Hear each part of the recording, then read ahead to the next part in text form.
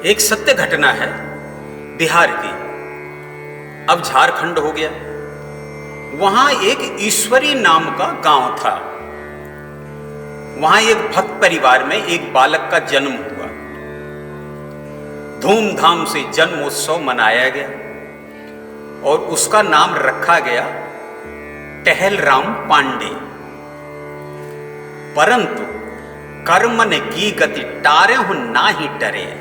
पल से पल में क्या हो जाए, पल से पल में क्या हो जाए, पता नहीं तकदीर का। गति ब्रह्मा की डरे न टारे, अजब खेल रघुवीर का। गति ब्रह्मा की डरे न टारे, अजब खेल रघुवीर का। पल से पल में क्या हो जाए, पल से पल में क्या हो जाए, पता नहीं तकदीर का। गति ब्रह्मा की डरे न टारे, अजब खेल रघुवीर का। गति ब्रह्मा की डरे न टारे, अजब खेल रघुवीर का। बालक 1 साल का हुआ तो माता पिता का देहांत हो गया। उनका पालन पोषण उनके बड़े भाई ने किया। लेकिन विपदा यहां भी समाप्त नहीं हुई। एक दिन उनका भाई भी उन्हें यहां से छोड़कर चला गया। अब तो विधवा भाभी और टहलराम बचे। उनका पालन पोषण विधवा भाभी ने किया, लेकिन विधाता को तो कुछ और ही मंजूर था। एक दिन गांव में चेचक की बीमारी फैली। उस बीमारी में टहलराम की आंखें चली गईं, अंधे हो गए, गरीबी आ गई। भाभी भिक्षा मांग कर लाए, उसमें गुजारा करने लगे। सभी संगी साथी भी उन्हें छोड़कर चले गए। सबने उनसे दूरी बना ली। सभी पास हो रिश्तेदार, जब जर पास होता है, बिगड़ जाता गरीबी में जो रिश्ता खास होता है। अब तो टहलराम जी केवल एक ही बात कहते थे, मेरी भी टेर सुन लो गिरिराज के धरैया। सिर भार मेरा हर लो भूभार के हरैया। तूफान उठ रहे हैं प्रतिकूलता के काले। तूफान उठ रहे हैं प्रतिकूलता के काले। आकर संभालो राघव मझधार में है नैया। मेरी भी टेर सुन लो गिरिराज के धरैया। दिखता नहीं है कोई, मैं पड़ गया अकेला।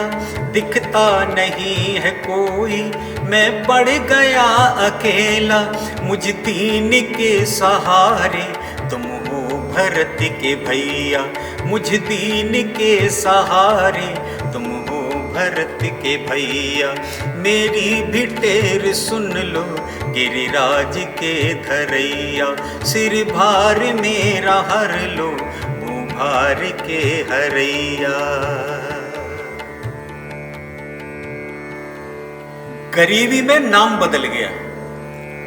श्री टहलराम पांडे से श्री हट गया। धीरे धीरे राम नाम भी हट गया।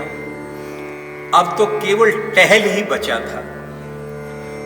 और धीरे धीरे वह भी बिगड़कर केवल टहलू बचा। माया के हैं 3 नाम, परसु परस परसराम। देखो, अमीरी के अलग नाम होते हैं और गरीबी के अलग होते हैं। एक दिन गांव में भागवत कथा हुई। टहलराम ने सुनी तो इतने भाव विभोर हो गए, हृदय आनंद से भर गया। अब तो बिना कथा के रहा ना जाए। जहां कथा हो वहां पहुंच जाए। भाव विभोर होकर कथा सुनते, रसपान करते। एक दिन व्यास जी से बोले, व्यास जी, आपसे एक प्रार्थना है। हमें दिखता तो नहीं है, फिर भी हम आपसे एक बात कहेंगे। अगर आप अपनी सेवा में हमें रख लें तो आपकी बड़ी कृपा होगी। हमें हाथ पकड़ा देना, हम आपके हाथ दबा दिया करेंगे, आपके कपड़े धो दिया करेंगे, बस आप मुझे कथा सुना दिया करो। व्यास जी भाव विभल हो गए, हृदय करुणा से भर गया। बोले, टहलू जी, आपको सेवा करने की कोई जरूरत नहीं है। आप रोज कथा सुने और यहीं रहकर प्रसादी भी पाए। टहलराम प्रसन्नता के साथ कथा सुनते, अश्रुधार बहते रहते। नित्य भगवान की कथा की प्यास बढ़ती ही जाती। कथा का 7वां दिन आ गया, कथा समाप्त हो गई। व्यास जी बोले, टहलराम, अब तो कथा यहां से 2 मील दूरी पर होगी, वहां आ जाया करो। और ऐसा कहकर व्यास जी चले गए। टहलराम को मानो कोई अनमोल खजाना मिल गया हो। वो हमेशा गाते रहते, पायो जी मैंने राम रतन धन पायो, वस्तु अमोलक दीनी मेरे सतगुर, कृपा कर अपनायो।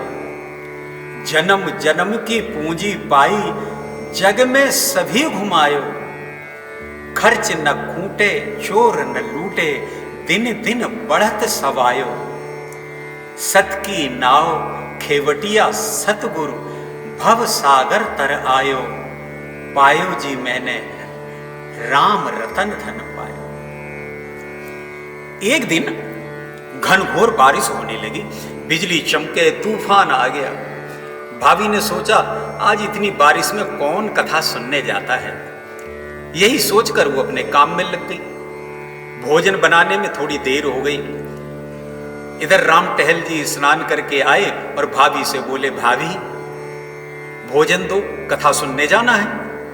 भाभी बोली, भैया इतनी बारिश में कहां जाओगे, दिखता तुम्हें है नहीं, कहीं कीचड़ में गिर जाओगे, चोट लग जाएगी तो और आफत। इसलिए आज घर पर ही रुको और कल चले जाना। राम टहल बोले, आप जो कहती हैं वो ठीक है, परंतु भोजन की नागा कर सकता हूं, लेकिन कथा की नागा नहीं कर सकता। भोजन देना है तो ठीक है, वरना आज भूखा ही रहकर कथा सुनूंगा। बस ऐसा कहकर लपटी उठाई और बिना किसी की परवाह किए सीताराम सीताराम, राधे श्याम कहते हुए कथा सुनने के लिए चल दिए।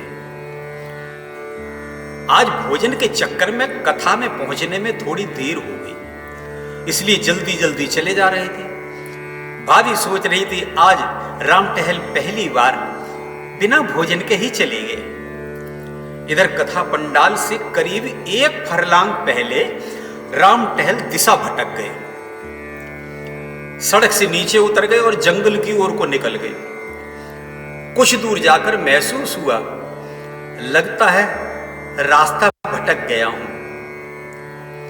सोचकर मुड़ने ही वाले थे कि वहीं पर एक कुआं था, जिसका चबूतरा नहीं था, कोई दीवार भी नहीं थी। उसी सूखे कुएं में गिर गए, चोट लग गई, रक्त बहने लगा। अब पुकारें तो किसे पुकारें, कोई नहीं था। तब राम टहल बोले, हे प्रभु, आज तक मैंने आपसे कुछ भी नहीं मांगा, कभी आपसे कोई शिकायत भी नहीं की। मात पिता वर बंधु लियो, दुख घोर दियो सभी सुख छीनो। तापे हूं दोष न देत तुम्हें, जग में अंधियारो अखियन सो कीन हो। जामे चले सुख भोग सवें, कूप में डार भले मुहे दीनो। दुख विनीत यही दृगहीन सो, छीन कथा को प्रथा दिन लीनो। हे प्रभु, माता पिता छीने, मैंने कुछ नहीं कहा। भाई छीन लिया, मैंने कुछ नहीं कहा। मेरी आंखें छीन ली, मुझे अंधा कर दिया, मैंने तो कभी कोई शिकायत भी नहीं की। मुझे कुएं में गिरने का भी दुख नहीं है, परंतु आज आपने मुझे से कथा भी छीन ली। जैसे ही करुणा की भरी पुकार से भगवान को याद किया, तभी भगवान प्रकट हो गए। और एक मधुर आवाज आई, टहल राम, आप यहां कैसे गिर गए? टहल राम बोले, पता नहीं, दिशा भटक गया और यह जंगल में चला आया, दिखता नहीं है, सो इस कुएं में गिर गया। अब तो कथा भी शुरू हो गई होगी, भैया जरा गांव वालों को बुला लाओ और रस्सी लेकर आओ ताकि मैं इस कुएं से निकल सकूं। भगवान बोले, कुआं? कहां है कुआं? अरे टहल राम, ये तो छोटा सा गड्ढा है, यहां से तो मैं ही निकाल दूंगा। टहल राम बोले, तुम भले आदमी लगते हो। भगवान बोले, हाथ आगे तो बढ़ाओ, मैं पकड़ लेता हूं।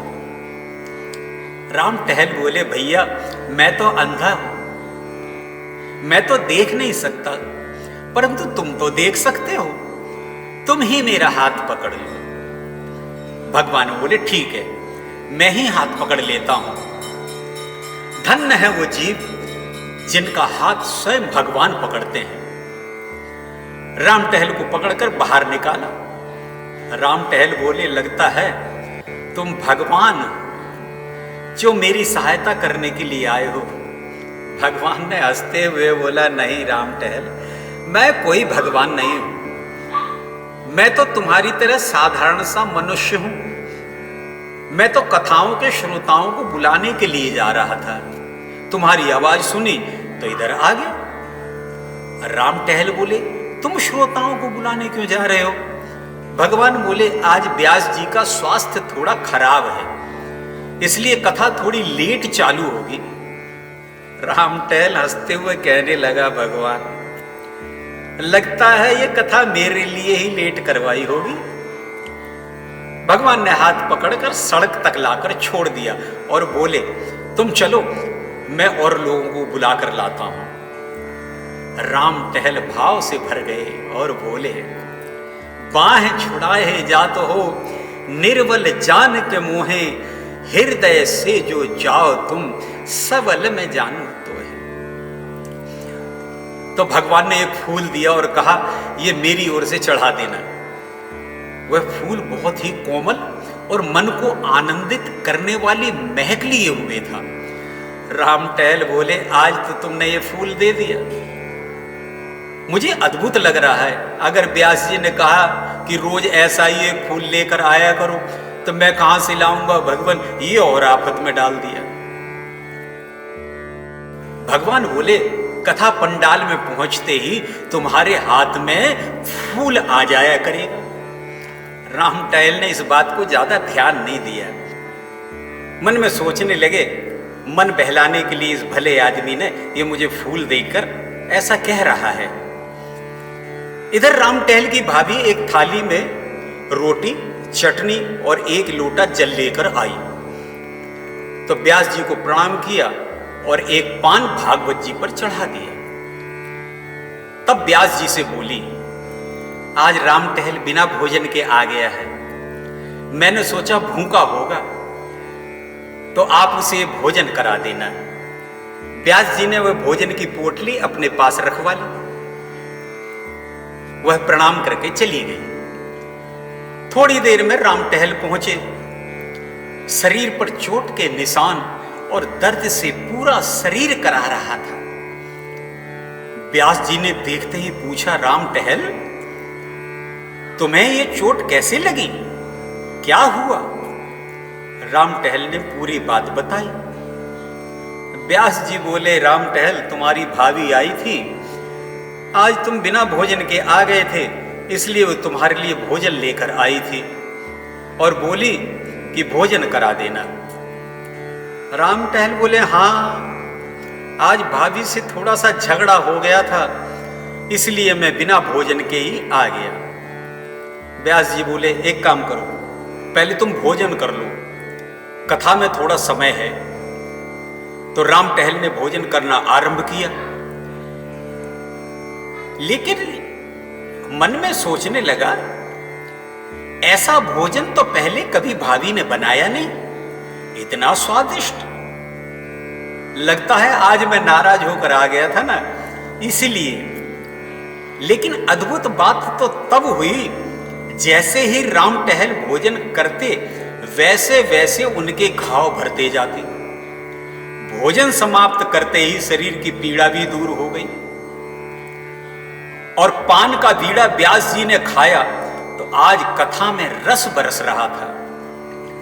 ऐसी अद्भुत कथा, इतने सुंदर सुंदर श्लोक और सुंदर सुंदर उदाहरणों के साथ कथा सुनाई कि श्रोता भी मंत्र मुग्ध हो गए।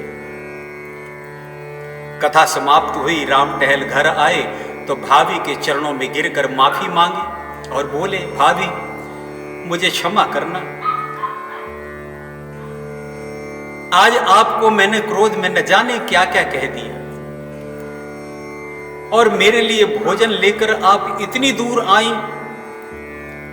भाभी बोली, कैसा भोजन? मैंने तो आज भोजन बनाया ही नहीं। मैंने सोचा जब तुमने नहीं खाया तो मैं किसके लिए बनाऊं और मैं कैसे खा सकती हूं।